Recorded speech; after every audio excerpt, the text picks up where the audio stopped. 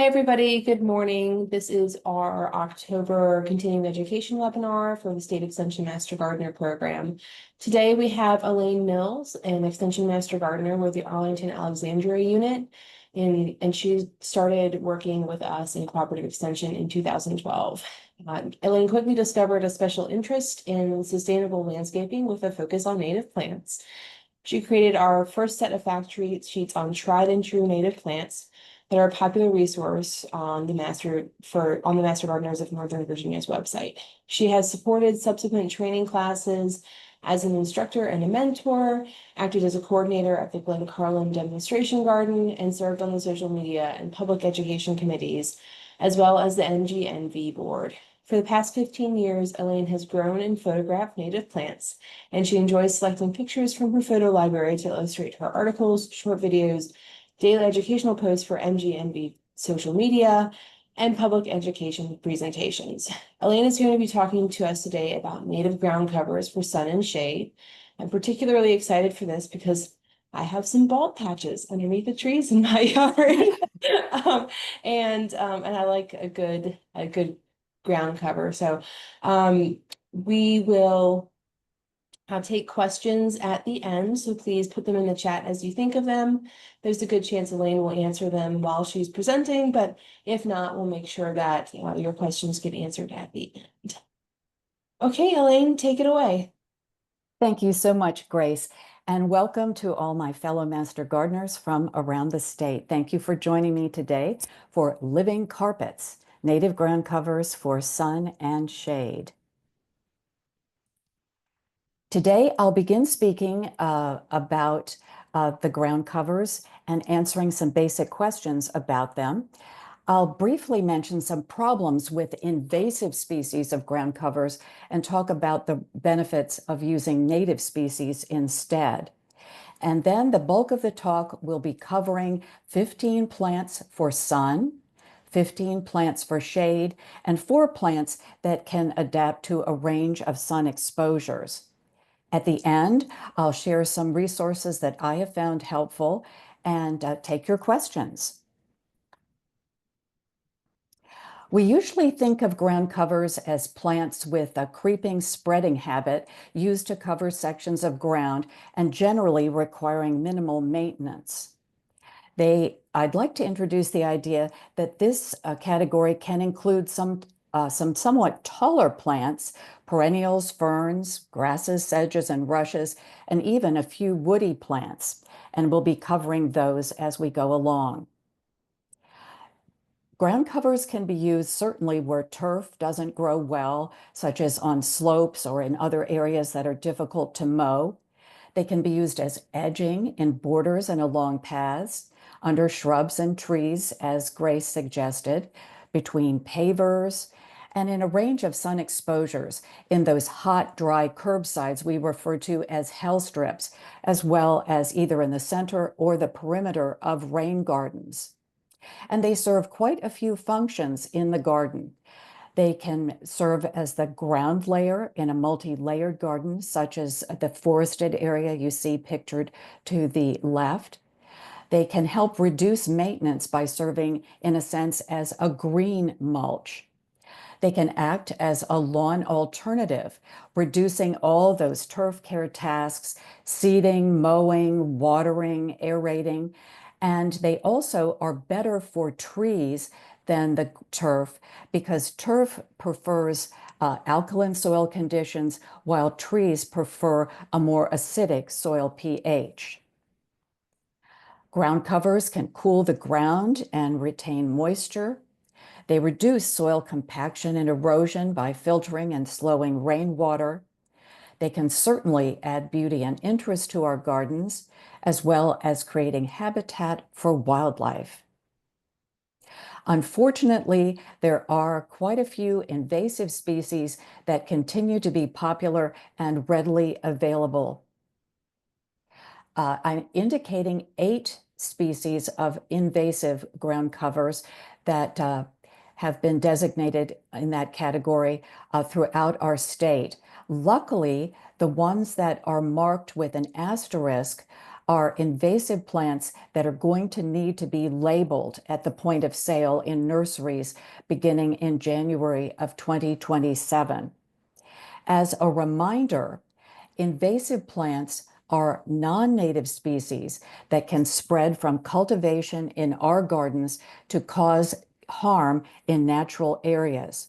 Through prolific seed production and rampant vegetative growth, they create dense monocultures, suppressing the growth of native plants.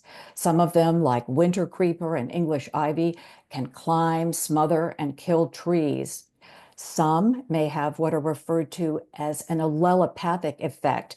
They exude chemicals that suppress the growth of other plants, and some may harbor pests such as rats, mosquitoes, mice, and the ticks that spread disease. I recommend instead sampling from our palette of native ground covers. First of all, these are well suited to our local soil types, water patterns, and climate conditions. Some of them may be aggressive, but they are not invasive. And very importantly, they have evolved through the eons with our local fauna. They can provide nectar and pollen for our pollinators.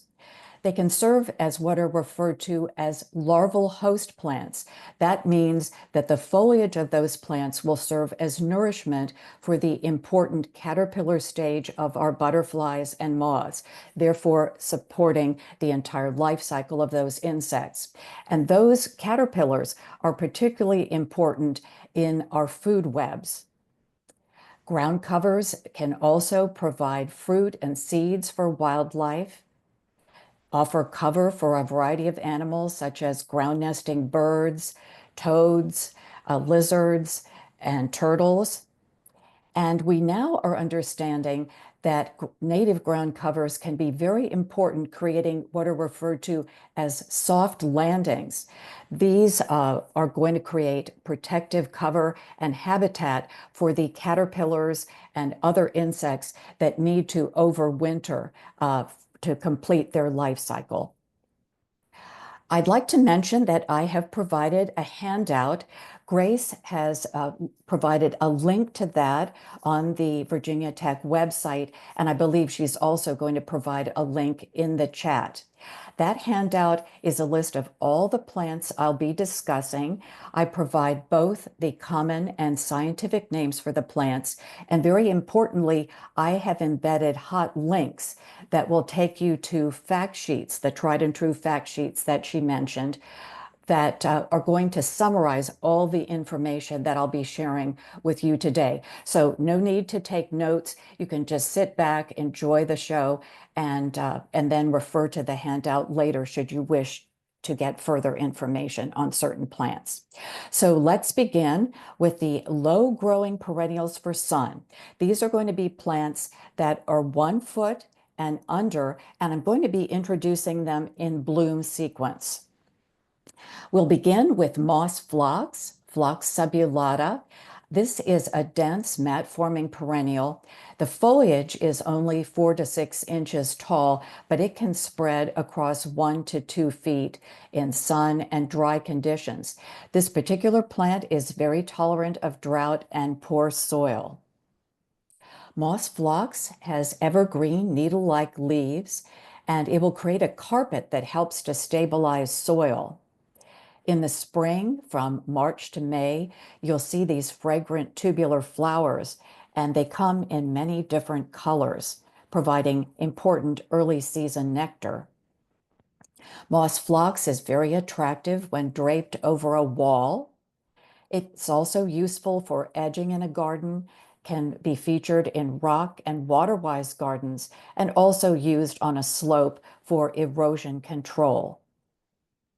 It's an excellent replacement for invasive periwinkle. Wild pink, Silene caroliniana, is a mounded mat-forming plant, 6 to 12 inches high, spreading about 12 inches in both sun to part sun. This also tolerates drought and shallow rocky soil. Wild pink has evergreen basal leaves and abundant tubular flowers, a little bit later from April to May. And this is another important early nectar source for quite a variety of pollinators as well as our hummingbirds. Again, an excellent replacement for invasive periwinkle. Wild pink can be used as an edging in beds. This is a picture from my own garden. It's also adaptable for rock gardens. It spreads from ground level stems, referred to as stolons. So you can see how the individual plants from the first picture join together to make a continuous ground cover. And that form is maintained through the winter. Another popular native ground cover is plantain leaf pussy toes, Antonaria plantagenifolia, a mat-forming semi-evergreen plant. The foliage is only 2 inches tall, but it will reach 10 inches when the plant is in bloom and spreads across 1 to 2 feet. This particular ground cover likes full sun and requires what we refer to as lean soil. That means soil without a high organic matter component. It tolerates drought and black walnut trees.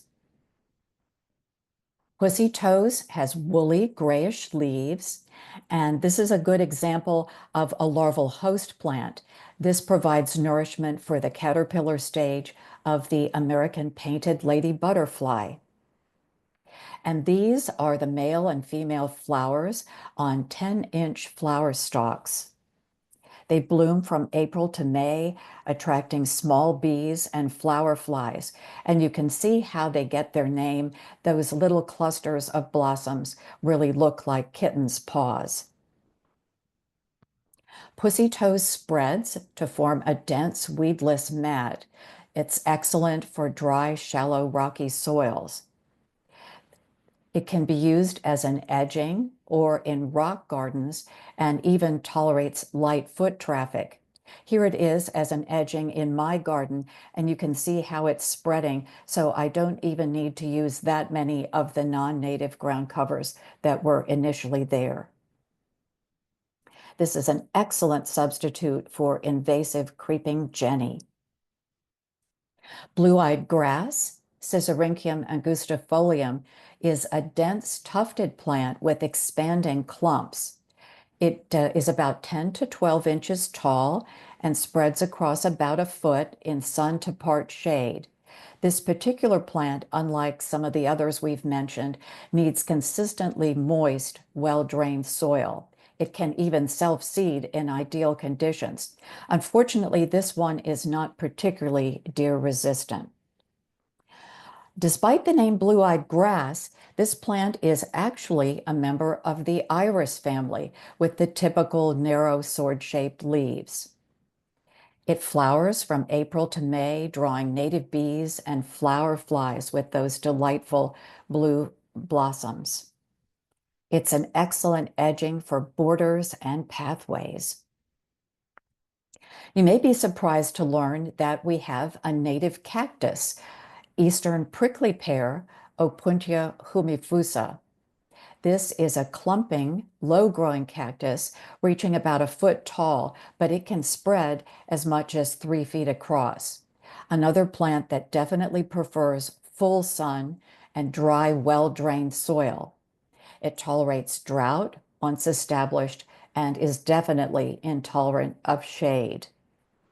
It's very easy to grow. It even roots from pads that are simply stuck in the ground. Eastern prickly pear has bright yellow flowers from June to July. They only bloom for a day each, but they will be profuse. These attract both butterflies and bees. Birds and humans can enjoy the edible pads that are referred to as nopales and the fruit, which is tunas. In order to process these plants for edible use, you would want to beware of the barbed bristles that are referred to as glaucids. The Lady Bird Johnson Wildflower Center site has an interesting explanation of how to go about processing these particular foods. Eastern prickly pear is great for use in water-wise gardens and hell strips. It is also attractive in rock gardens and on walls. The particular plant pictured here is actually a slightly different species of prickly pear, which has thorns in addition to those barbed bristles. But the eastern prickly pear could be grown in the same manner. Some of us are familiar with heath aster, Symphyotrichum ericoides. That's a very airy plant, about 3 feet tall.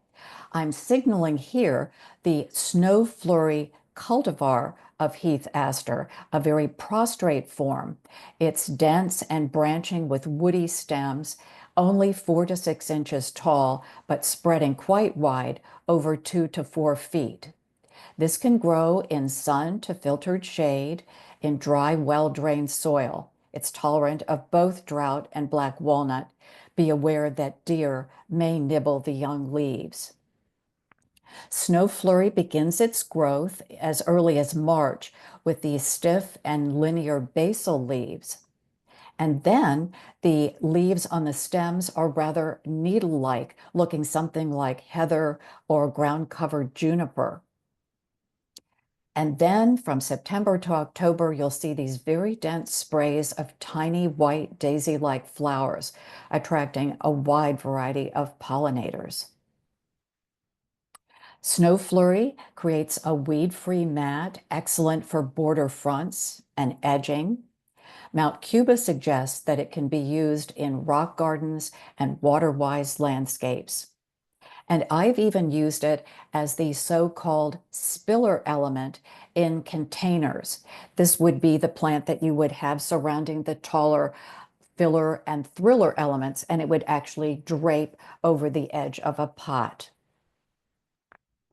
Now let's take a look at some somewhat taller perennials for sun. These will sometimes reach a foot or taller, and again, I'm introducing them in bloom sequence. The first is Robin's plantain, Erigeron pulchellus. This is a stoloniferous plant. That means it's going to spread by those above ground stems. The basal foliage is 6 inches tall. It will reach anywhere from 18 to 24 inches when in bloom and spreads about an equal distance across. This can grow in sun, but in hotter climates, it's going to do best when it can get some light shade in the afternoon. It grows in dry to moist soil, prefers again that lean soil, and tolerates drought. Deer may sometimes consume the foliage. Robin's plantain has a soft, hairy basal rosette of leaves and also serves as a larval host for several moth species. It has these showy white flowers in April, which attract pollinators, and there is a lavender variant. And this is a look at the fluffy seed heads. Robin's plantain spreads very easily to form colonies, and this will create a year-round carpet. It's a very useful plant for borders and rock gardens. And I'm mentioning Lynnhaven carpet, which is a naturally occurring cultivar that was first discovered around Virginia Beach. This has been selected because it has especially large leaves and it has a very dense mat-forming habit. Next, lyre-leaf sage, Salvia lyrata. This is an upright, dense, and clumping plant. The basal foliage is about 6 inches tall, but it reaches from 1 to 2 feet in bloom. This grows quite well in sun and dry to moist soil. It's a very hardy plant, tolerating drought, heat, humidity, and shallow rocky soil. Lyre-leaf sage has a basal rosette that's evergreen and somewhat purple tinged along the veins. There is a popular cultivar referred to as purple knockout, which has a more extensive purple on that foliage. You'll see these lovely tubular flowers on that tall flower stalk from April to June, and these will provide nectar for native bees. Then you'll see these showy ornamental seed heads, and the seeds are consumed by doves. Lyre-leaf sage reseeds prolifically, and that allows it to form a very solid evergreen cover. It can even take mowing and some foot traffic. If you wanted to control the spread, you would simply trim the seed heads. I find that if it does spread in the garden, it's very easily uprooted, and I can move it to places where I would rather have it grow or share it with friends. And lyre-leaf sage is a great substitute for invasive ajuga. Next, threadleaf coreopsis, Coreopsis verticillata. This is a very open, airy plant, somewhat slow spreading. It can reach 30 to 36 inches tall and spread across 2 to 3 feet. It grows in sun as well as part shade and dry to moist soil. A hardy plant tolerating drought, heat, humidity, and even some degree of salt, but it does not do well in waterlogged soils.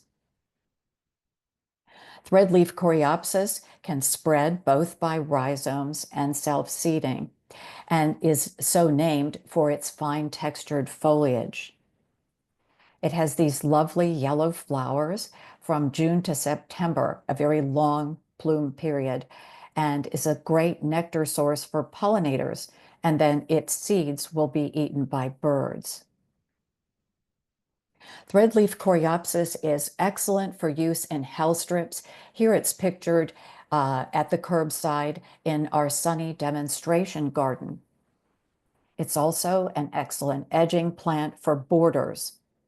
There are two popular cultivars, Zagreb, which is noted for its compact size and uniform habit, and Moonbeam, which has a long bloom period and a lighter pale yellow color.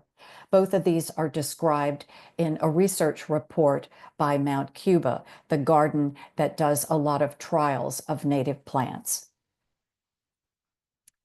I'd like to especially point out the importance of including goldenrods in our gardens.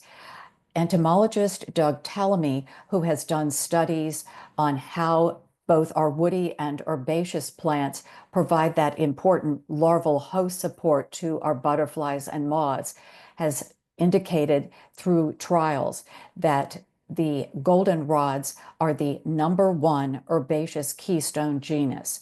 They're going to support 115 species of Lepidoptera. That's our butterflies, moths, and skippers and fritillaries. Goldenrods also support 42 so-called pollen specialist bees. These are bees that are going to rely on the pollen of very specific genera of plants in order to provision their nests for young bees. I'd also like to remind everyone that it is ragweed, not goldenrod, that causes those seasonal allergies, the hay fever. Ragweed has inconspicuous flowers and produces prolific pollen that's carried on the wind. The goldenrods, on the other hand, have very sticky pollen, and they rely on our pollinators to carry that pollen from plant to plant. I'm signaling here autumn goldenrod, Solidago fasciculata, one of numerous species. This one is particularly favored by landscapers here in the Northern Virginia area where I'm speaking from because of its nice low ground cover growth. This particular plant has a very nice basal rosette with arching stems. That basal foliage is about 6 inches tall. It will reach as much as 18 inches when in bloom and spread across an equal distance. It does quite well in sun and dry to wet soil. It tolerates drought and shallow rocky soil. Autumn goldenrod has, as I mentioned, a sizable basal rosette, and these consist of heart-shaped leaves. You'll see flowers from August to September providing important late season nectar. It forms a very mat-like ground cover, ideal for rock gardens, but also meadows and other naturalized areas. And golden fleece is a very popular compact cultivar. The asters are similarly very important as a keystone genus in our gardens. They will host 112 species of Lepidoptera as well as 33 pollen specialist bees. Aromatic aster, Symphytrichum oblongifolium, is one of my favorite asters because it has a very bushy, mounding, globe-shaped habit, rather like a very low shrub. It grows about 1 to 3 feet tall and wide in full sun and dry to moist soil. It even tolerates drought, dry rocky soil, and poor soil, and is largely deer resistant. It gets its name because it has very aromatic leaves on densely branched stems. There are two popular cultivars, October Skies and Radon's Favorite. Interestingly, in plant trials conducted by Penn State Extension Master Gardeners, October Skies outperformed both Radon's Favorite and the straight species as far as attracting numerous pollinators. When I was putting this slide deck together, I added this caption that aromatic aster blooms into November. And this has certainly been true in my garden. This is, in fact, a picture in my garden. You can see it blooming in mid-November when just about all the other flowers had finished. Interestingly, this year, it is in full bloom right now here in mid-October. So I'm not sure what's going on, perhaps weather conditions, the drought that we've had is somehow causing it to bloom earlier. I'll have to see whether it is going to extend into November, but I've generally considered it a very important late season nectar source for our pollinators. Aromatic aster can slowly colonize both by rhizomes, those underground stems, as well as stolons, the above ground stems. And this will create a low maintenance planting on slopes. It's also attractive for use in rock gardens or the front of borders. And you could use it as an attractive substitute for chrysanthemums. Now let's take a look at a grass species and a rush plant for sun. Little blue stem, Schizocerium scoparium, is a clumping warm season grass. Like our turf grasses, the native grasses are divided both into warm season and cool season species. So this will get a somewhat later start in the spring. It reaches 2 to 4 feet in height, 18 to 24 inches across. It definitely prefers sun and the dry, well-drained, lean soil that it would find in the tallgrass prairie where it originally grew. This tolerates drought, pollution, and black walnut, but it's intolerant of flooding that will cause the plant to flop. Little blue stem has erect stems with light blue-green leaves, and the foliage will change through the seasons. First, you'll see these fluffy, silvery white seed heads, and then the leaves will take on a bronze fall color that lasts well through the winter. This is a larval host for skipper butterflies, provides protective cover for wildlife, and also offers seeds for birds. Little blue stem has many landscape uses. You can group it for a mass ornamental planting on slopes. With its deep root system, it helps control erosion on slopes, and it forms the important structural layer in meadows.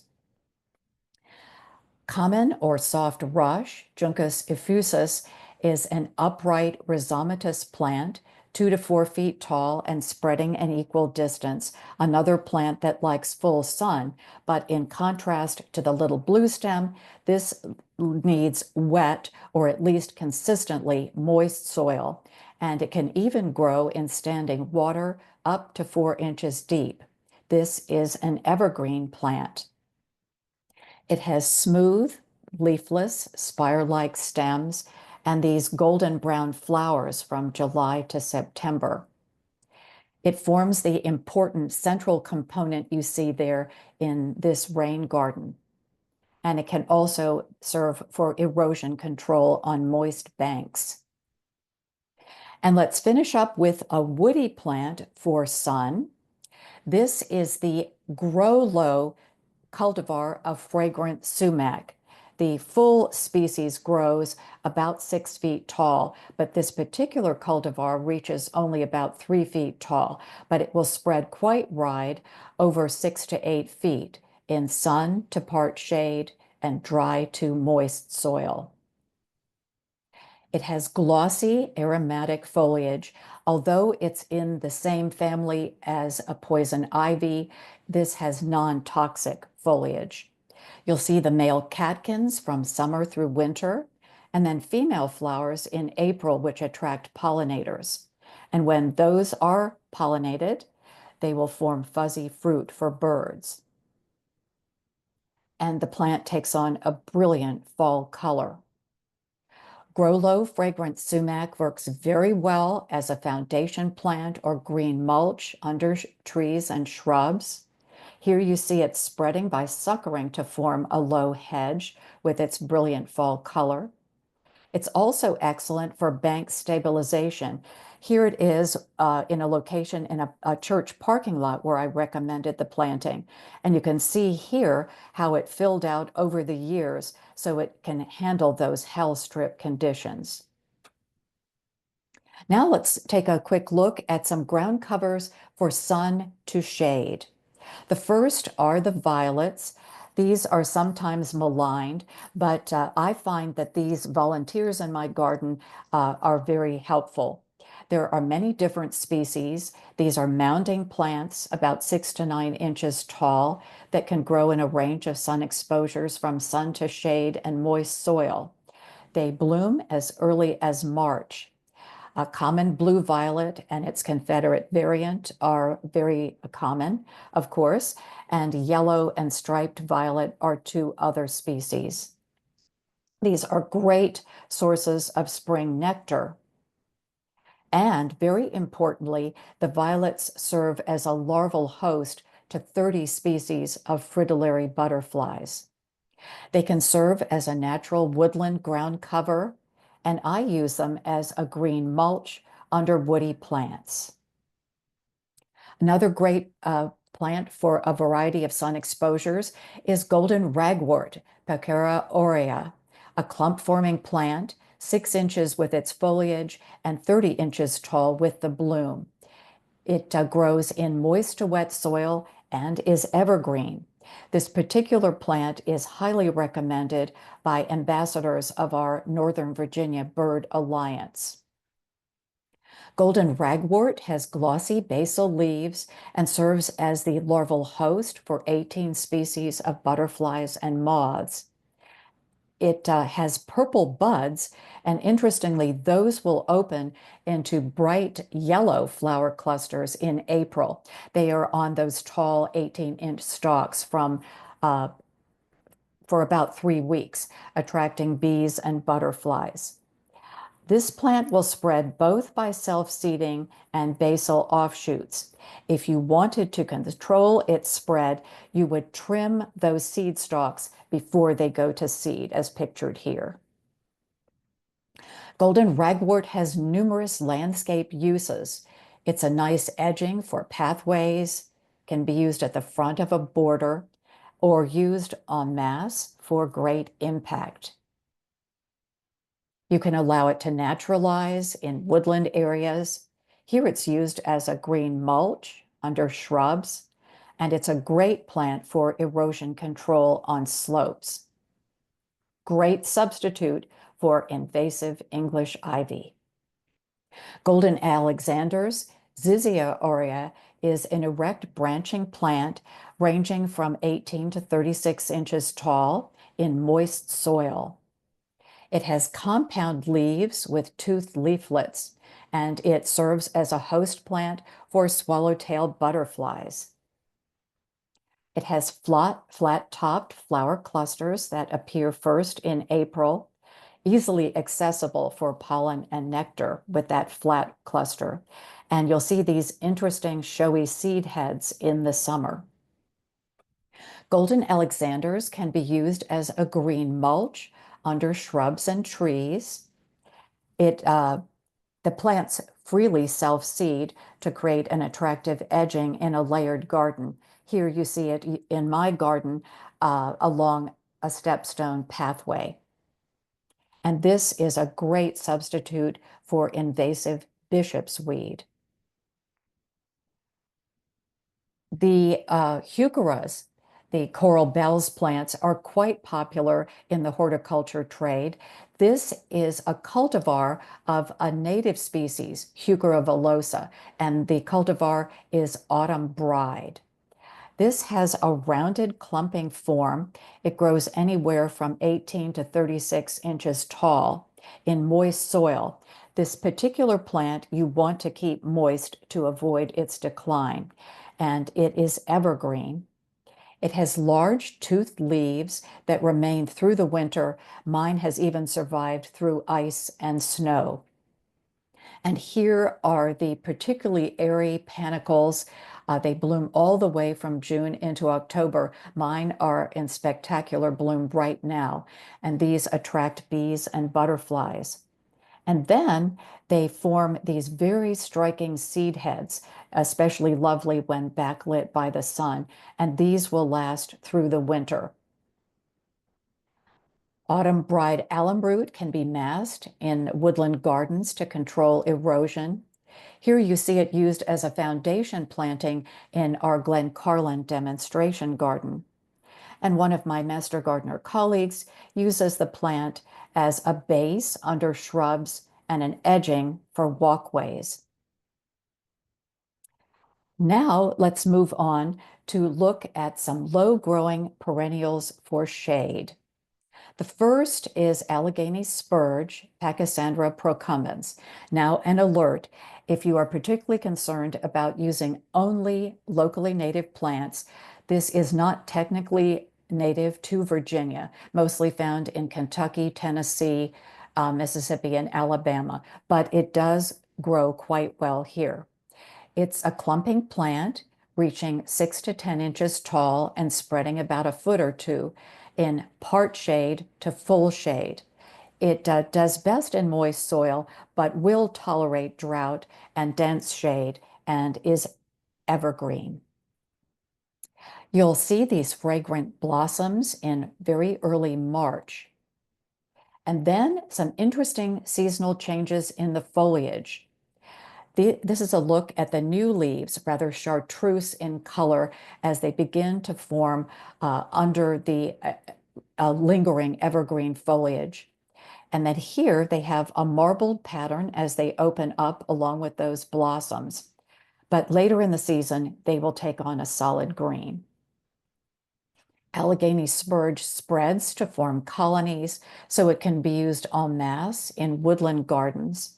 Great for use under trees and near foundations, serving as that soft landing that I was referring to earlier.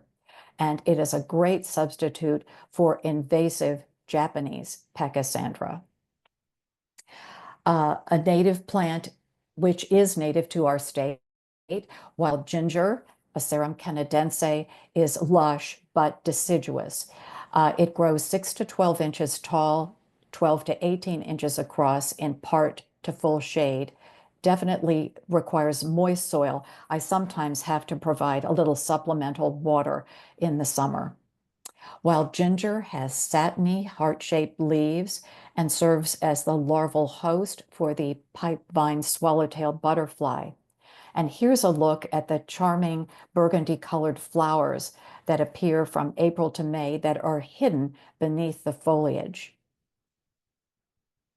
Wild ginger spreads slowly by rhizomes, so you can mass it on slopes to control erosion.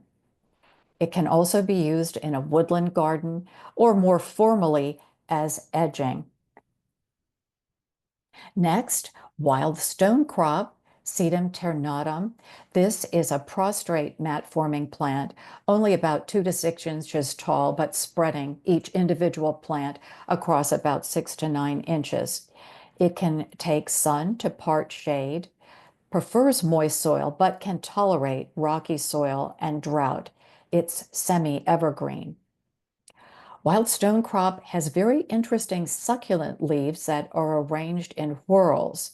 And then these lovely petite star-like white flowers from April to May, attracting bees, wasps, and flower flies. It is perfect for rock gardens.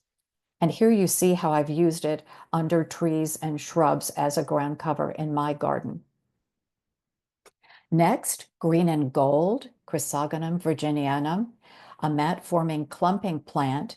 The foliage is about 6 to 8 inches tall, and it spreads across 1 to 1.5 feet in part shade to shade. One of my master gardener colleagues says that she has grown this successfully in full sun, but I find that when I've grown it there, that it tends to languish. If you do decide to try it there, you would definitely want to be sure to provide supplemental moisture in the heat of the summer. This plant can actually tolerate heavy shade. Green and gold has semi-evergreen foliage. It flowers initially from April to May and then intermittently into the fall, providing great nectar for pollinators. Pierre is a very popular cultivar. It was a naturally occurring variant selected for its longer period of bloom and slightly more vigorous growth habit. I use green and gold in my garden as an edging in the more formal part of my garden. And Pierre especially will spread steadily by rhizomes. Here you see it creating a wonderful weed-free mat as an edging in our Glencarlin demonstration garden. In fact, it reproduced so prolifically that we were able to offer dozens of plants, propagating them for a plant sale. Another lovely plant for our gardens is foam flower, Tiarella cordifolia. This is a clump-forming plant, 6 to 12 inches tall, that grows in part to full shade. This one likes those Goldilocks conditions of moist soil, neither too wet nor too dry, and it is evergreen in mild winters. Foam flower has lovely heart-shaped, lobed leaves, and these airy flowers that give it the name from April to May, attracting a range of pollinators. I've just recently learned that there is another species of foam flower, Tiarella stolonifera, and you can see from these 2 maps from the digital atlas of the Virginia flora, the Tiarella cordifolia that I've been speaking about is found pretty much through the Piedmont, whereas the stolonifera is more prominent in the mountainous regions of our state. So this is a species that has a creeping habit and is going to spread by stolons. And here you can see it's not grown in the ground here, it's growing in a pot, but you can see those stolons reaching down to create that trailing element. Running tapestry is a very popular cultivar of this plant and has speckled foliage. The reason I'm pointing this out is that some of the plants that have this trailing habit may be sold by the first scientific name. So you just need to be a little careful and maybe ask the growers about it when you purchase it in a nursery. Foam flower, either of those species, can be used in a woodland garden, very attractive in rock gardens, and it can also be used on slopes for erosion control. Now let's take a look at some taller perennials for shade. Jacob's ladder, Polemonium reptans, is a mound-forming sprawling plant, 12 to 18 inches tall and wide. Note that this prefers moist soil and it will go dormant during drought if you don't provide enough moisture. Jacob's ladder, it gets its name from the delicate fern-like foliage with pairs of leaves that are arranged like those on a ladder. It has these lovely purplish blue flowers from April to May, attracting many pollinators, and it can spread through reseeding. It is very attractive as an edging, can be combined with other plants in the ground layer of a woodland garden, and gives great contrasting foliage texture in shady beds. White wood aster, another of those important keystone species, is Eurybia divaricata. This is a loose clumping plant, 12 to 30 inches tall. It grows in dry to medium soil, tolerates drought, shallow soil, and even heavy shade. White wood aster has heart-shaped basal leaves, and then these lovely clusters of petite white flowers from July to October, offering great late season resources. You'll see these seed heads, which will offer seeds for birds. White wood aster spreads quite vigorously, so it can be used to control erosion. Here I use it in my garden as a plant under some shrubs. And it also can be used as an attractive edging for woodland pathways. Let's take a quick look at some ferns for shade. The first is Christmas fern, Polystichum acrosticoides, which grows in circular cascading clumps as much as a foot tall and 1 to 2 feet across. This grows in dry to moist soil, tolerating drought and dense shade, and for our ground cover purposes, it is evergreen. You'll see the silvery scaled fiddleheads in the spring, and then they will unfurl to leathery fronds with stocking-shaped pinnae that give them their name, Christmas fern. The spores are located on the undersides of the fronds. Christmas fern can be planted along shaded foundations or in woodland gardens, and it can be used en masse on banks to control erosion.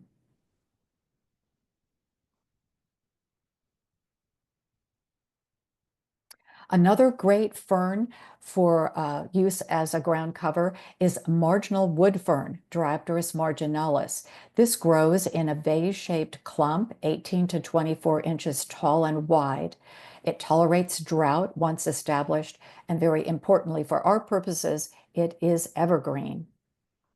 You'll see these fiddleheads in the spring, and then they open into these lovely, deeply cut, leathery fronds. The reproductive sori are on the underside. And this provides great cover for toads and lizards. Marginal wood fern can carpet the ground in a woodland garden and can be combined with other shade-loving plants in garden beds. And finally, for the ferns, ostrich fern, Matutia strathiopteris. This grows very tall, as much as 6 feet tall and 6 feet across in upright arching clumps. This one, unlike the others which tolerate dry conditions, prefers moist to wet soil and tolerates dense shade. You'll see these fiddleheads very tightly wrapped in March. And just a note, this is the only edible species of fiddleheads. Ostrich fern, unlike the 2 previous ferns, has 2 types of fronds. The larger fronds are referred to as sterile fronds, and they will unfurl to provide wonderful cover for wildlife. And then in the summer, the separate fertile fronds will emerge. And those will remain through the winter, drying somewhat, and then they will release their spores for reproduction the next March. Ostrich fern can be massed with bulbs in the spring, absolutely beautiful when backlit by the sun.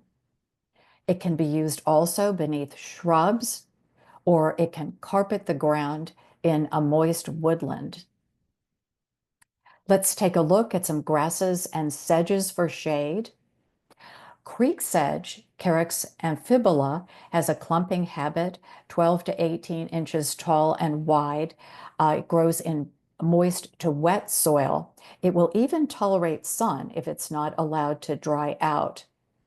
Creek sedge has arching glossy leaves, a foot long, but only about 1/8 of an inch wide. This is a larval host for skippers. You'll see these inflorescences. That's the technical term for the flowers of grasses and sedges. You'll see them in May, and those seeds are eaten by turtles. The landscape use, it's great for erosion control on slopes, swales, and in rain gardens. Appalachian sedge, Carex appalachica, has a bunching habit. It's only 6 inches tall, but spreads across as much as 18 inches. It is drought tolerant in dry to moist soil. It has very fine textured foliage, serving as a host to skippers and satyrs, and grows in dense mounded tufts. Here's a look at the inflorescences in April and May. And these offer seed for birds and turtles. This is a lovely edging for paths. I use it here under my shrubs. It's very effective because of that tufted form for soil stabilization. And in our shade demonstration garden, it's very important for erosion control on the steep slopes. Plantain leaf sedge, Carex plantagenea, is a much more ornamental sedge.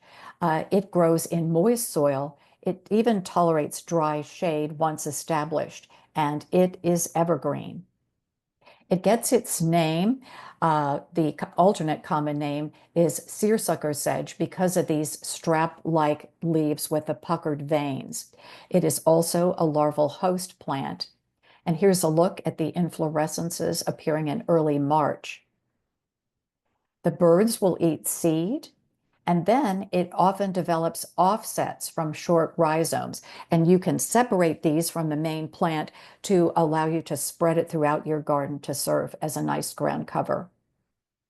It makes a very striking accent plant when combined with others such as nepeta and a Christmas fern.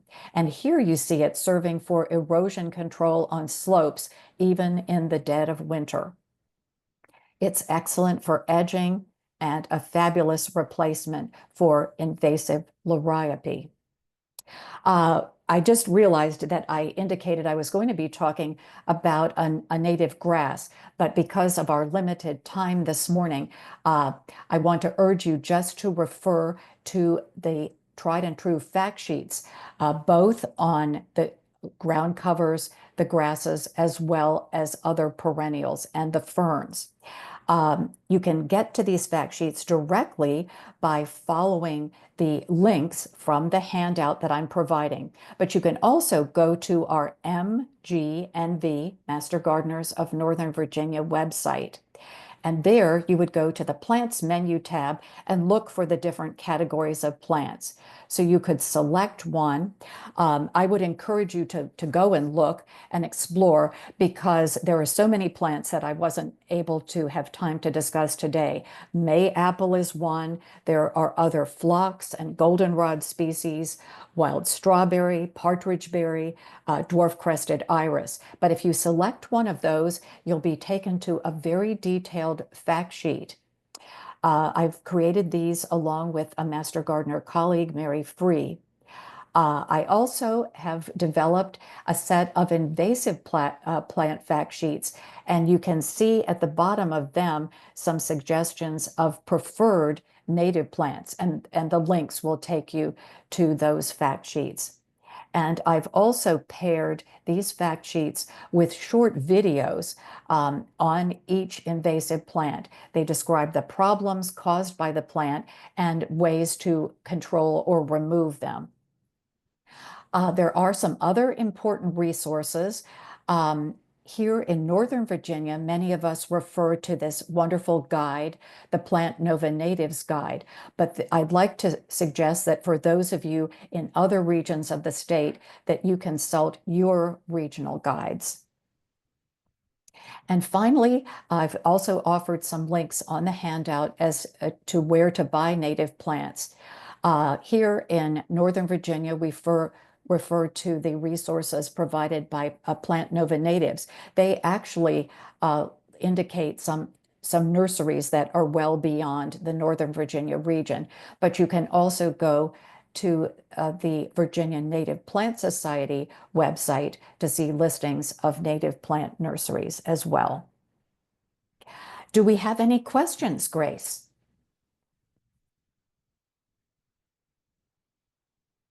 It seems that we don't have questions in the chat yet. Maybe people were waiting to um, put them in until you were done speaking. So I'll wait. Put your questions in the chat if you've got questions for Elaine.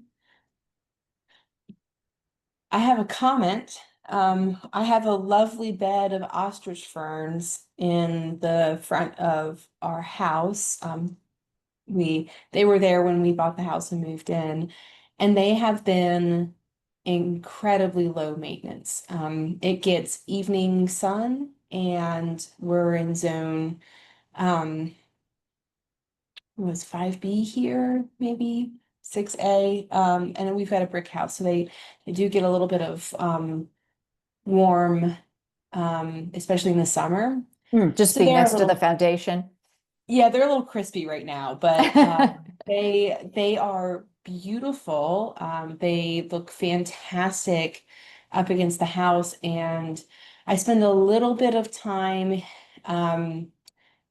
getting rid of stuff within them. Like sometimes we get some creeping Jenny and some other weedy things in there, and the squirrels like to plant walnuts, of course. But the soil in that bed is very happy and very healthy.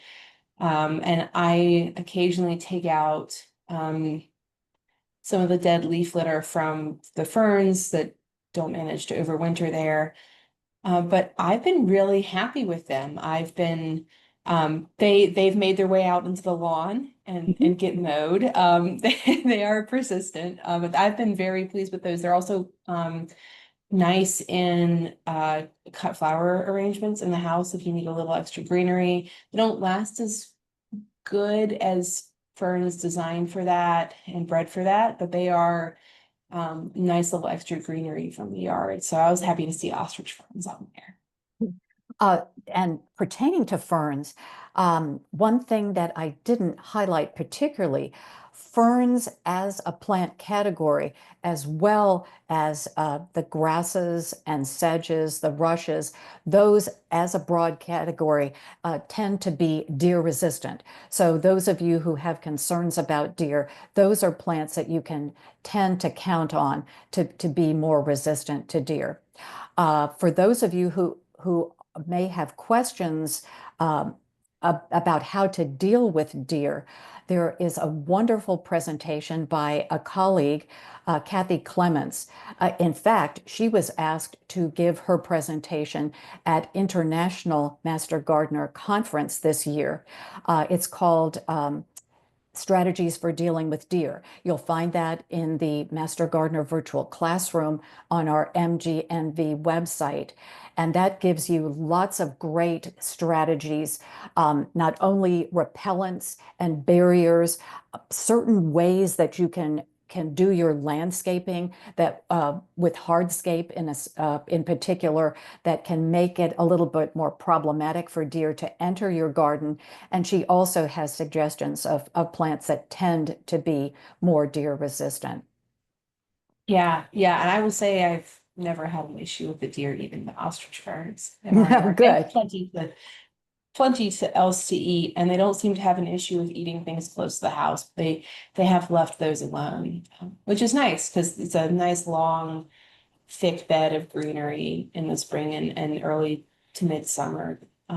So in the chat, we have some comments about how wonderful Elaine's presentation is. This is fantastic. We have a few questions. Linda says that she has an issue with violets. I'm assuming these invasive violets or common violet in flower beds that spread into the lawn, and she doesn't want those violets to take over further. Do you have any solutions for that?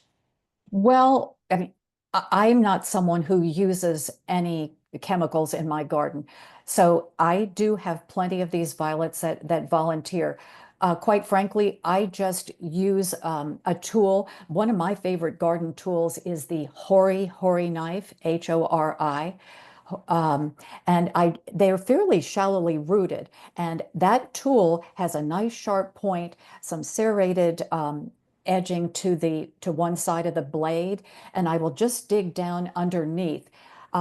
In my case, I actually, if I don't like where they're located, I will move them to another part of the garden. But if you wanted to remove them, that could be a way to do that. Now, of course, I don't have a single blade of turf grass in my garden.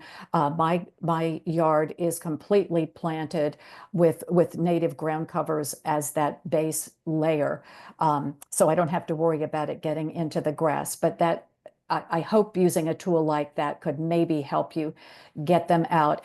And once you get them under control, they're less likely to spread. It's the fact that they can flower, they can be pollinated and go to seed that allows them to keep spreading through the garden.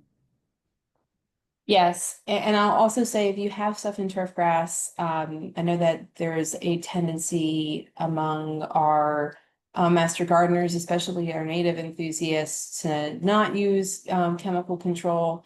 If you're at your wit's end and it's driving you nuts and you don't have any other solution for keeping an undesired plant out, it's a tool in the toolbox. And there's information in the PMG to use that chemical control, but there are lots of other ways to get rid of stuff in grass that you don't want in grass. Most turf grass tolerates being mowed and cut a lot lower than weedy species do. So obviously don't cut your grass too low. But if you're somebody who doesn't mow your grass super frequently and it gets quite tall in between mows, if you mow a little bit more often and keep it a little bit shorter, that's another, non-chemical way to keep those weedy species from proliferating because they don't tolerate regular cutting like grassy species do. So that's another solution. We have a question about can ferns be easily planted, or do they need microbes or fungi in the soil to survive where you plant them, or is this only for select species?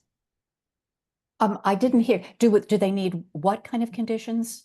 Microbes or fungi in the Oh, soil. microbes or fungi. Well, if you are if you're planting plants into native soil, though the soil will just naturally have the particular soil organisms that they need. You don't need to be adding anything to it. Native garden soil will have those particular features to it. The Grace has talked in detail about how she used the ostrich fern. The other two ferns I mentioned do quite well in my garden, simply in dry shade. I purchased the ferns, as small plants, dug a hole, just using the native soil, didn't add any fertilizers of any kind. But if you have them particularly in a more forested area, just the leaf litter that you have that breaks down over time, over the winter, that is going to enrich the soil and just give it a nice protective buffer, a nice carpet around the plants. We have a question about plantation sedge. Would plantation sedge be good for in a rock bed along the foundation of a house and or around HVAC beds? So I'm assuming they mean the HVAC, the outdoor unit. Right. Plantain leaved sedge, Carex plantagenea, I actually grow that myself right along the foundation as well as in other woody garden beds. And those particular plants have done well there. I might be a little concerned about them being used next to an HVAC unit. If there was any hot air being expelled from that, those particular plants tend to like it a little bit more moist. As I've mentioned, they do tolerate drier conditions once they're established, but I'm just concerned that maybe any heat that would be emitted might not be the best, that might not be the best choice of a plant for that particular location. I would also be concerned about plants around the HVAC unit. And we try to keep them away from the HVAC unit. Otherwise, we'll be pulling them out from the ground and underneath to make sure that the unit is healthy and has integrity, and you don't have to replace things. I've seen some stuff grow in and around HVAC units, and it's not super good for that. You don't want to have to buy a new one.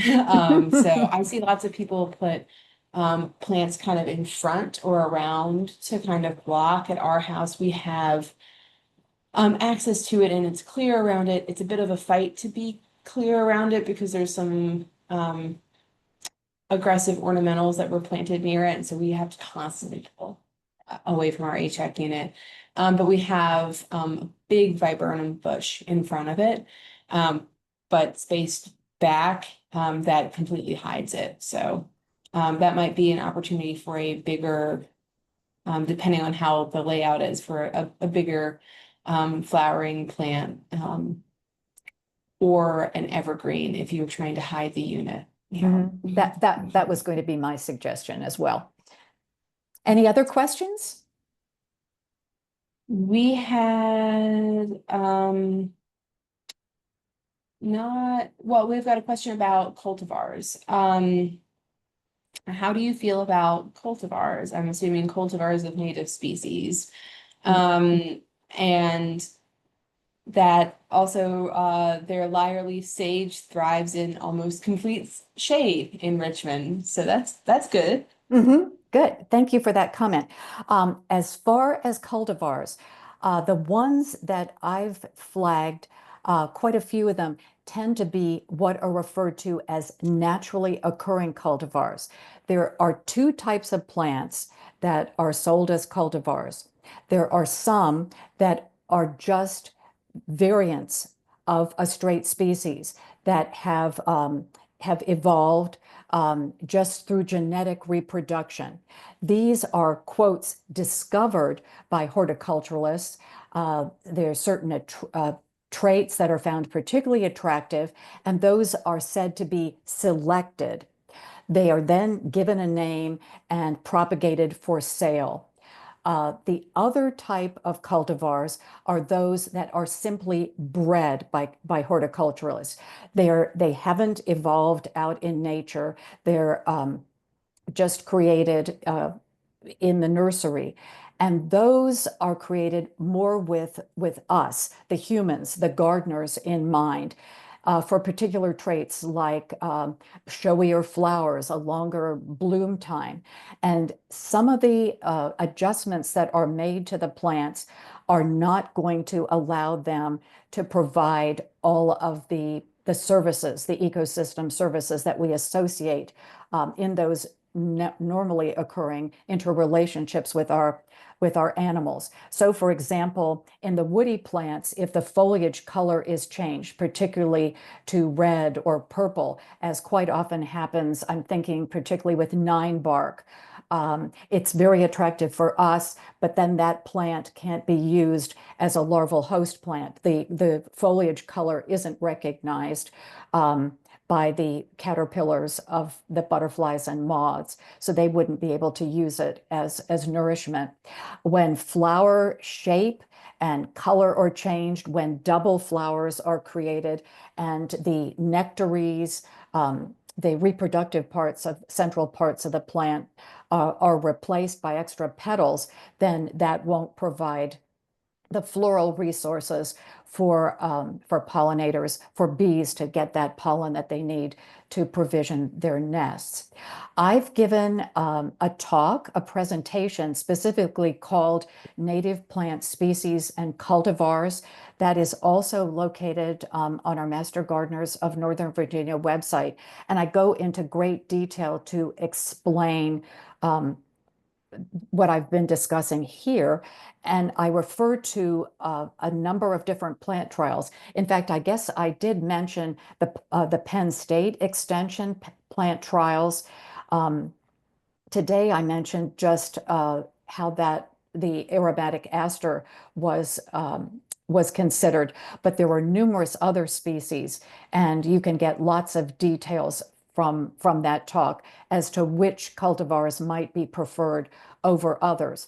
But interestingly, in these plant trials, there are some situations in which the cultivars either equal or outperform the straight species as far as attracting those pollinators.